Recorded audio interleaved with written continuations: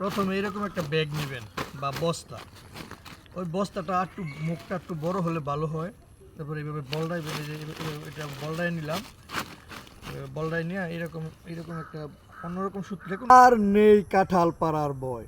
যত বড় গাছই হোক, আপনি একলা খুব সুন্দরভাবে একে নিখুঁতভাবে, যেটারে বলা যায় অক্ষত অবস্থা একটা কাঁঠাল নামাইতে পারবেন। এটা এর জন্য পুরুষ কিংবা মহিলা একজন লোক হলেই যথেষ্ট। অনেক সময় কাঁঠাল পারতে না পাইরা কাঁঠাল পয়সা যায় বা কাঁঠাল গাছ বিক্রি করে দেয়, আরে লোক নাই কীভাবে কাঁঠাল পারবো, বা বড় বড় পাকা কাঁঠাল বেছে গাছেই পয়সা যায়। এটা থেকে সম্পূর্ণ মুক্তি। আমি আপনাদেরকে আজকে দেখাবো কিভাবে একলা সম্পূর্ণ একা গাছ থেকে কাঁঠাল অক্ষত অবস্থায় পেরে বাড়িতে নেওয়া যায়। এটা একজন পুরুষ কিংবা যে কোনো মহিলা, যে কোনো কেই খুব ইজিলিভাবে এই কাজটি করতে পারবেন। এর জন্য কোনো মানুষের প্রয়োজন নেই। আজকে আমি আপনাদেরকে দেখাতে চলেছি একা কীভাবে গাছ থেকে অক্ষত অবস্থায় কাঁঠাল পেরে তারপর বাড়িতে নেওয়া যায়। গিট দেওয়ার পর এই সাইডে এটা একটু লম্বা করে রাখবেন যাতে গুড়টি দূরের মতো হয়। এই যে আমি এইখান দিয়ে বেলের দাগে কেটে নিয়েছিলাম, এই যে এইখান দিয়ে ঢুকায়া এই যে এখানে গিট দিবেন চমৎকারভাবে, যাতে না ফসকে আর কি। ফসকিলে পরে কাঁঠাল আপনার মাথায় পড়ার সম্ভাবনা আছে। এই যে গিট দেওয়ার পরে দেখেন কত সুন্দর হয়েছে। এই দেখেন এটার মুখটা যদি একটু বড় বস্তা হইতো বা বড় সালা হইতো তাহলে আরও ভালো হইতো। বড় কাঁঠাল কাটার জন্য আর একটু বড় মুখ লাগবে, বুঝছেন না?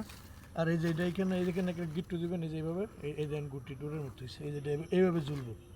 এইভাবে ঝুলার পর এই যে কোনো একটা দড়ি নেবেন, দড়ি নিয়ে এইখানে গিরু দিবেন, এই যে এখানে একটা গিরু দিবেন বা দুইটা